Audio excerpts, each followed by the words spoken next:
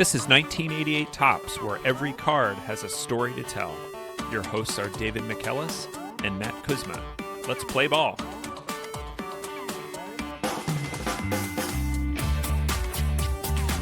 Welcome back to 1988 Topps. David, what's our card for this week? Matt, I'm going to open this week with a little bit of a trivia question. Ooh. Yeah, fun. This is 1988 Topps first trivia question.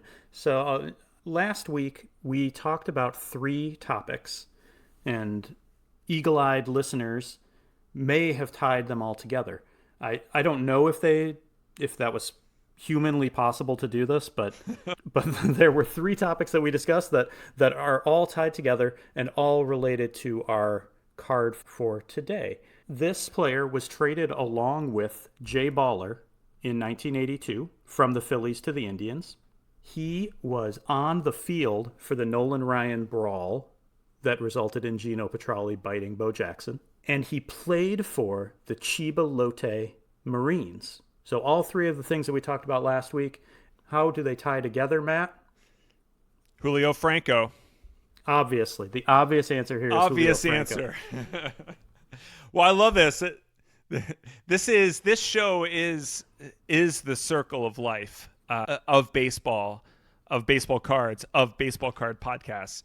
So I feel like we've already done that. We've come full circle and back again.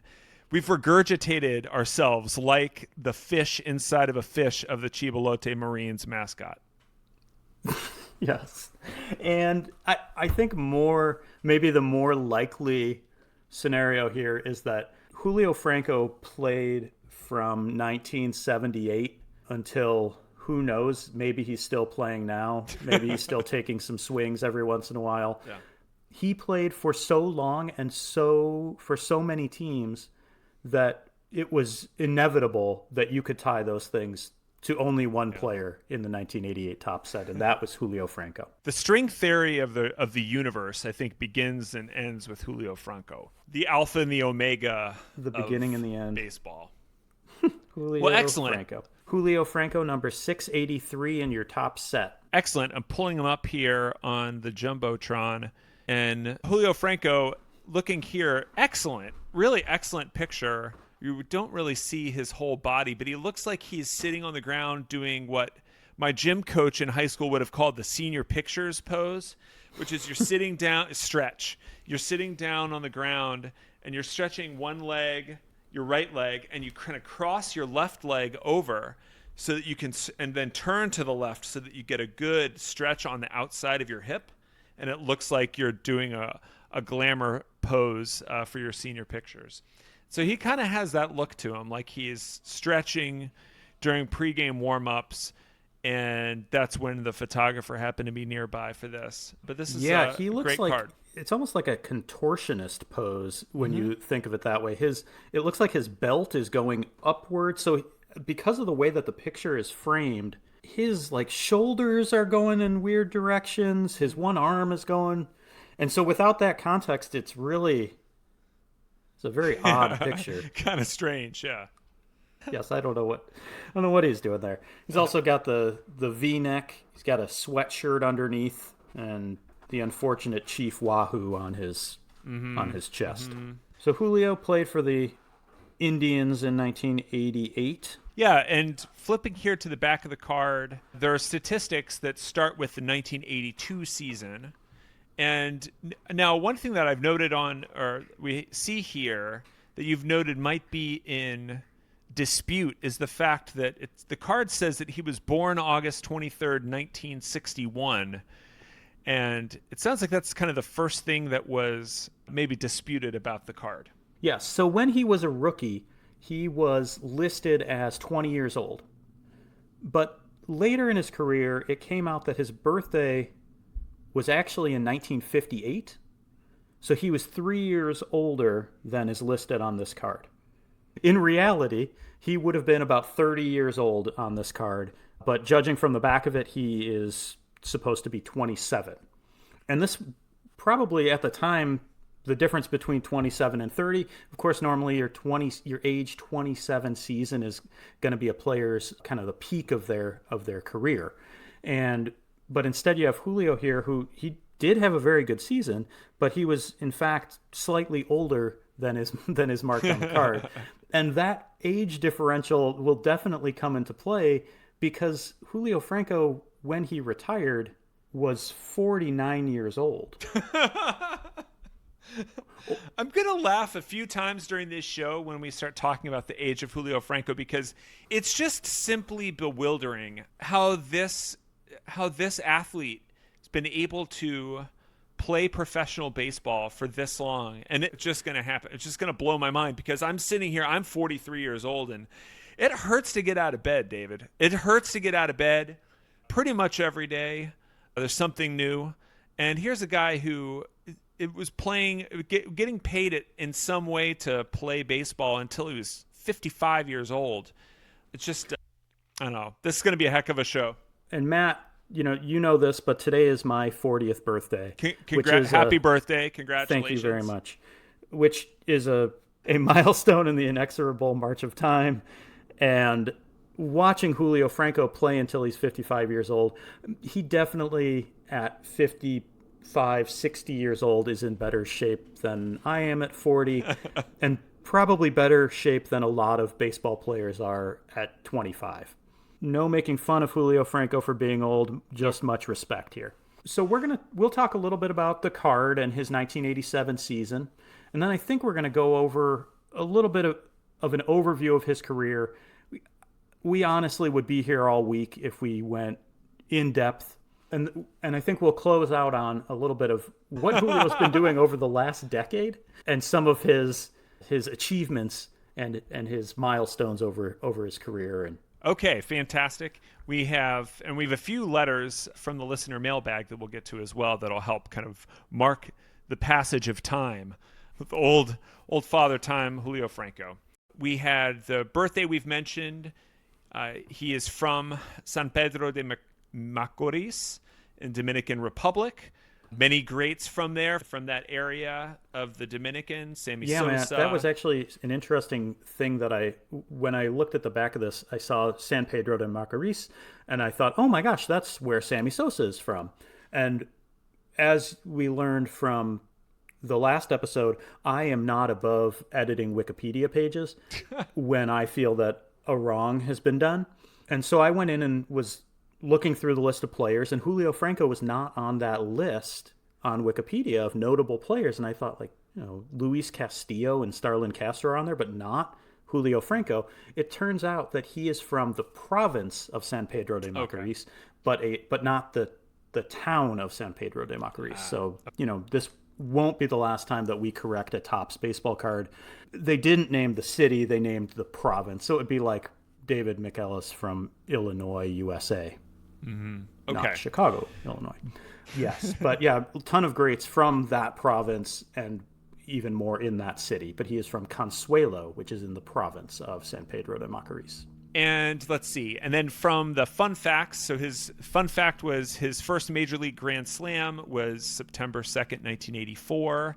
And it mentions the previously mentioned trade, the 5-for-1 of Julio being part of the 5, traded for Von Hayes in 1982 between the Indians and the Phillies. So let's go from there. Right away, what I might have noticed in 1988 when thinking about Julio Franco is his stance, which is not shown on this card, but you see otherwise. Just as a player, Julio Franco had a stance with the bat, of holding the bat, his arms extremely high. I don't know how else you want to describe this, David. I don't know what kind of geometry or other analogies you want to use to try to describe this, but I was going to try to describe the shape of this stance, but this was one of those that we would try to emulate in the backyard playing wiffle ball. The knees are together. So knock-kneed, their feet spread apart, but the knees together, and the bat is cocked over his head, and he just kind of then would twist the bat around over his head, with the bat kind of pointing straight at the pitcher, straight ahead of him, rather than a bat pointed up. Yeah, there's some really good videos of this stance, but Julio Franco was one of those that we knew him as kids better than we should have. He was a very good player, but that distinctive swing made him a kind of household name around my neighborhood because we would all try to emulate that swing. And in trying to figure out, like, all right, why does this guy do this and what advantage does that give him? And if he's a pro, if I try to do that, will that make me good? It didn't. But yeah, it's very intimidating. The fact that the bat is kind of pointing at the pitcher in that way. Franco's stats from the back of the card too. Good hitter. So he's a good player. The 87 season, he's batting .319. Previous seasons he had led the league in at bats. But he's batting in the high 280s to low 300s for several seasons. Not on a great team. The Indians in the 80s were horrible. But in general, like, this is definitely I would have wanted to emulate his swing too. His stats did get better after he went to the Rangers, but it's clear there's a clear upward trajectory here of his career.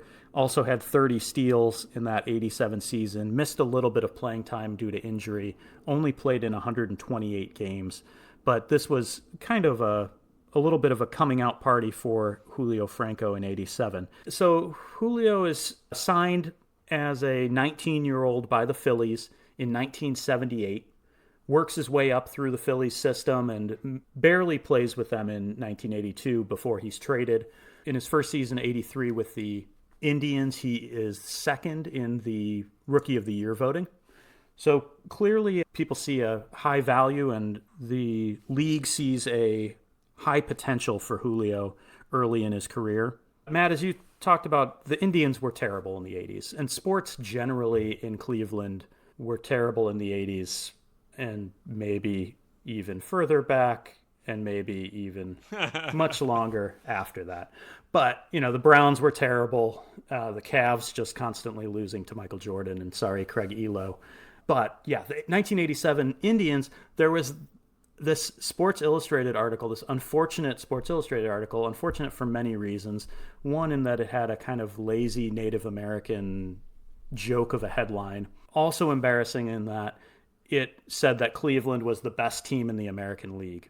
Well, those Indians went on to go 61 and 101 and finished dead last. They were often last or second to last throughout the 80s, and Julio was on that team that with a pretty good offense. So you'll see he drove in a lot of runs, 90 runs one season, 70, 80, pretty good RBIs for a shortstop second baseman. Julio had a good season in 87, good enough that he was in RBI baseball.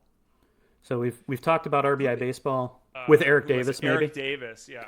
Well, this week I actually had some Twitter conversations with @Tecmo Bowl versus RBI, an RBI baseball fan Twitter account. And that kind of inspired me to check in on when we're looking at players, were they in RBI baseball? I did find that Jeffrey Leonard was in RBI baseball. I forgot about that one. We didn't really talk about it. But Julio Franco was in there on the American League All-Star lineup.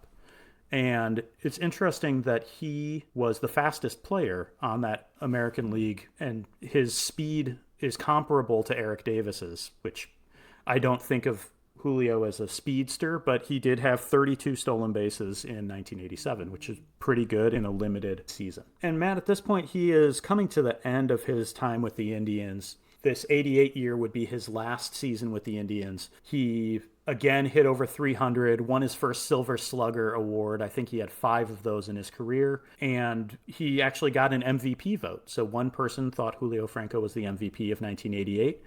And after that season, he was traded to the Rangers. Probably most people remember him as the second baseman for the Rangers teams in the early 90s. He made his first All-Star game in 1989. He ends up leading the American League in hitting in 1991. He hit .341. So that was probably around the time that I was emulating his swing, when he's just hitting .341, hitting a ton of line drive singles. He made 3 All-Star games in a row and was the MVP of the 1990 All-Star game. And we could include a video of this, that he drove in the only runs of that 1990 All-Star game. hitting a 101 mile per hour Rob Dibble fastball for a double. I also have a distinct memory of him coming to my Chicago White Sox in the ill-fated 1994 strike season. He hit 319 and finished eighth in the American League MVP voting. Again, pretty surprising that he was that respected for a guy who just, he hit 20 homers, 319, almost had 100 RBIs, which would have been the first 100 RBI season that he had in his career. Unfortunately, the strike shortened that season in 1994. So the strike ends the season. What does a guy at 35 years old do when baseball goes on strike? Does he look toward retirement? Julio goes to play for the Chibalote Marines, our friends at Chibalote. Plays a season with Chibalote. He wins the equivalent of the Japanese League Gold Glove with the Chibalote Marines. And then, he comes back to the Indians in 1996. Plays in his first postseason with the Indians in 96. And unfortunately, throughout his career, he never won a World Series. This is a guy who played 23 seasons in the major leagues. But most of the best teams that he played for were after he had already turned 40. He was still a pretty good contributor to some good teams after 40, which, I have something to look forward to. I'm not feeling totally miserable about being 40.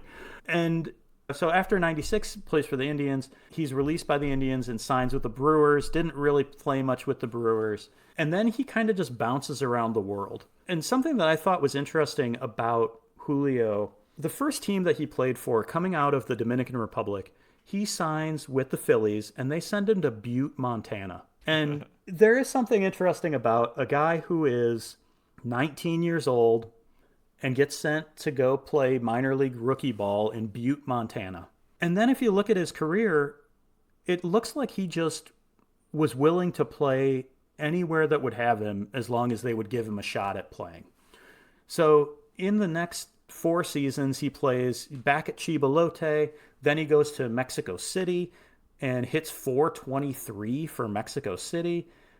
Comes back to the Devil Rays, has 1 at bat for the Devil Rays. Then goes to South Korea, and then goes back to Mexico City. And he hit 437 for the Mexico City Tigres in 2001. So he's just going all over the world and just hitting the ball. In watching Julio and there's a very good interview they did with Vice Sports. And he just seemed like the kind of guy who would keep playing as long as somebody would have him. And the way that he described it, he said, "I'm not a lawyer. I'm not a doctor. I'm not an architect. I'm a baseball player." And so as long as somebody would pay him to do it, he was just going to keep hitting the ball. And he did. So well, in fact, and kept himself in such good shape that he came back to the major leagues in 2001. And Matt, in 2001, our math is all over the place here. He was 42 years old in 2001. And then comes back and plays 4 seasons where he plays over 100 games for the Braves. And he's playing in the field. He's not just a DH. And that was something I think that he, in that same interview, said that he respected that Bobby Cox, the coach of the Braves, would just let him play, because if he sat on the bench and got cold, you and I wake up in the morning and don't want to move. Right.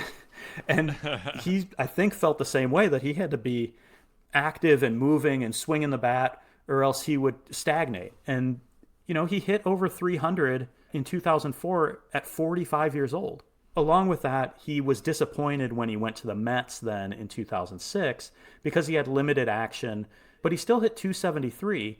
But he complained a little bit about that when he went to the Mets, they didn't give him enough time. And, he knew that if they just put him on the field, he would be able to contribute, hit 300 or close to it. And, as it was, he hit 273. He played in the playoffs. He played in 27 National League playoff games after the age of 40. Jeez. Yeah, he goes back to Atlanta in 2007. He is the oldest active player in the majors when he played his last game for the Braves in 2007. He was 49 years old. And then he goes to Quintana Roo in Mexico. So, David, I think this brings us to our first listener mailbag for today. And this is from Abe from Chicago, who talks about a Quintana Roo and about a crater on the Yucatan Peninsula. Quintana Roo is where Cancun, Tulum, and those kind of resort places are. Yes, many and also Americans where Julio went to play in 2008. So Yes. and so in 2008 he's playing in the Mexican League again, playing pretty well. He hits 250. But for the mailbag, what I learned is that the Yucatan Peninsula is the site of the Chicxulub crater. And thank you, Abe, for pointing this out, that the Chicxulub crater was created by the impact of an asteroid or comet 66 million years ago that is believed to have caused the extinction of much of life on Earth, including the dinosaurs. So I'll read from Abe's note here is that, maybe we should look at Julio's career as a reminder of life's unending possibilities, or recognize the inevitability of decline and death. Very fitting for your 40th birthday, David. I think that he did end that with sentiment. happy birthday. Yeah.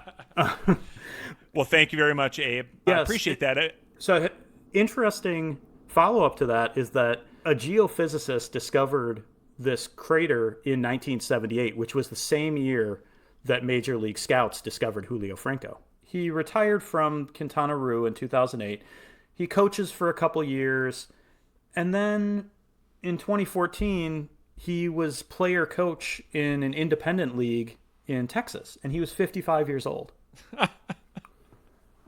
Then he went to Japan, and he was player coach for the Ishwaka Million Stars in 2015. Yes. So while he is retiring, he could always come back, and I welcome that. Our second listener mailbag is from listener on Twitter at the Mark Aarons, who says, please share the entire list of teams he played for in his career and if there is an update of when he might retire. And David, it looks like you found a t-shirt that actually has all of the teams on it. Is that right? Is that possible? Could it actually fit on one shirt? Oh yeah, this guy does have a shirt. Sorry, I'm looking at it. I don't know who this dude is that has this shirt, but he's a hero.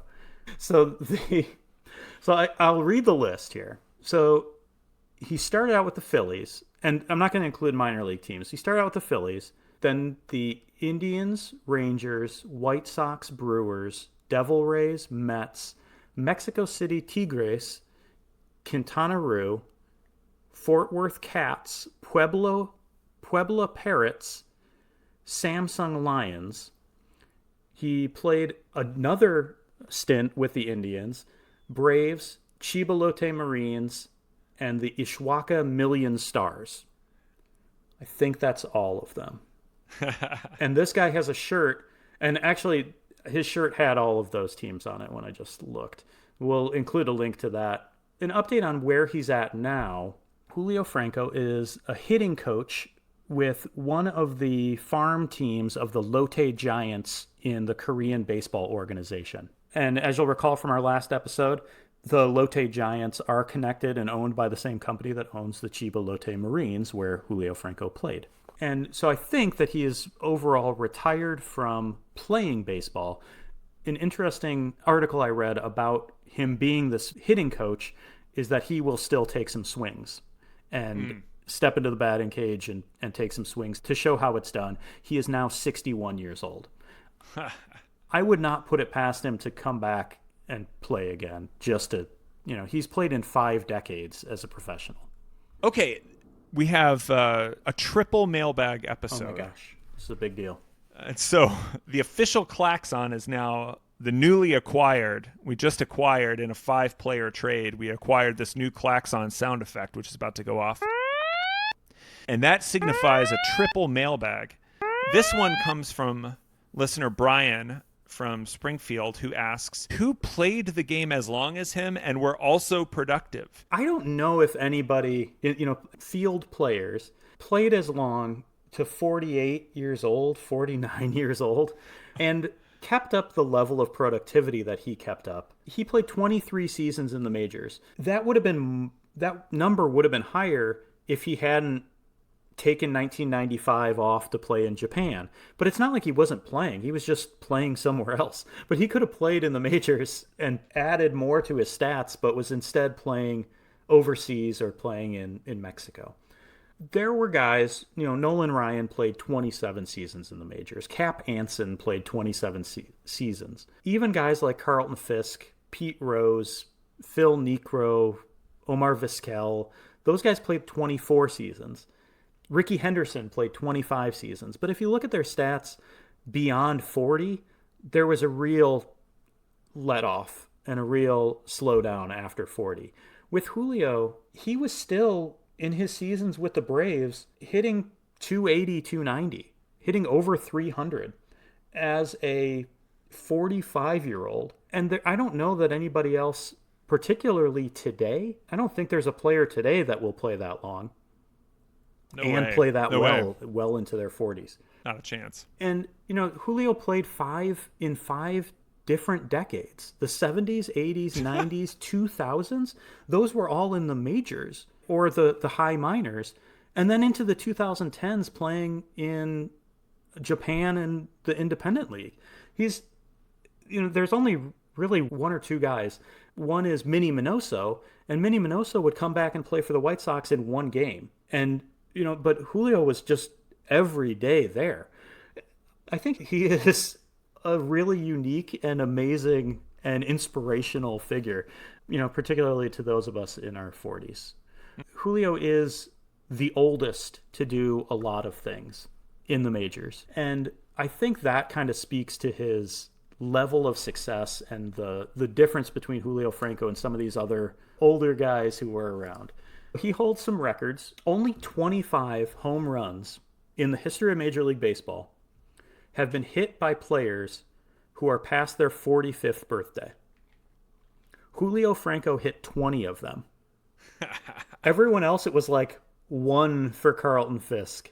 Cap Anson had 3. Somebody named Jack Quinn in 1930 had 1. And Julio Franco hit the other 20. He's the oldest player to hit a home run in a major league game. And he hit it off of Randy Johnson at 48 years old. That's amazing. In that same game, he was the second oldest player to steal a base.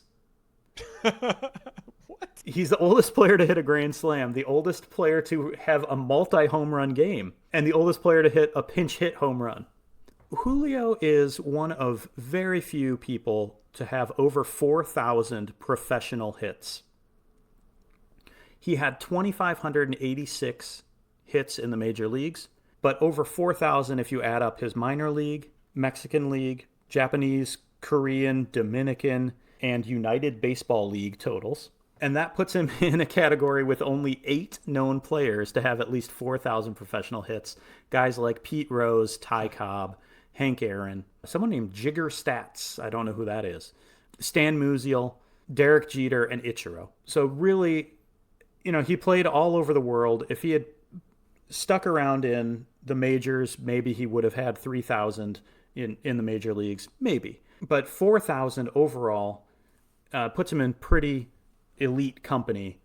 When he retired, he only got 1% of the vote for the Hall of Fame, and so he was left off of future ballots. And part of that, I think, was just the longevity issue. He played for a long time, but it wasn't really an amazing career. He has some of those oldest known records, but not a lot of other records. A career that is known mostly for its longevity and not for its brilliance. So he ended his 23 seasons with a .298 batting average in the major leagues, which is pretty good.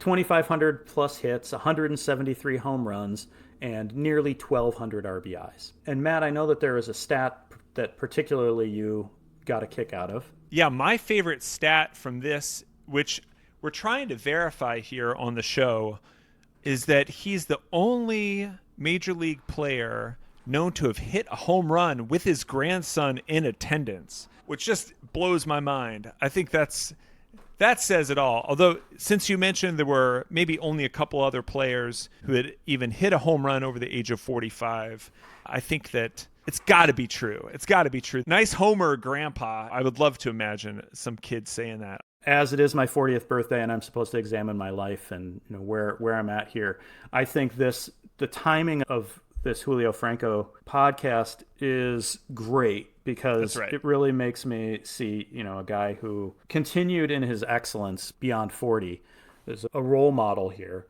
And because of his longevity, he was accused of possibly doing steroids by none other than Matt, one of your and my favorite players, Andy Van Slyke. Andy Van Slyke basically said, like, there's no way that Julio Franco could still be playing and not be on the juice. Franco played on teams with Jose Canseco, and Canseco was known to just throw people under the bus as steroid users, and Franco's name never came up. His response to Andy Van Slyke was, tell Andy Van Slyke he's right. I'm on the best juice there is. I'm juiced up every day, and the name of my juice is Jesus. So along with being a devout believer, he also took a lot of naps, which I approve of that. He would take 2 or 3 hour naps after afternoon games. Then he'd have dinner. Yeah. He'd talk with his pastor, and then he'd be back in bed by 10 p.m. So sleep, also a ton of workouts, and clearly just a guy who loved to hit and would go wherever he was sent. Yeah, Julio Franco. Love him. Yes.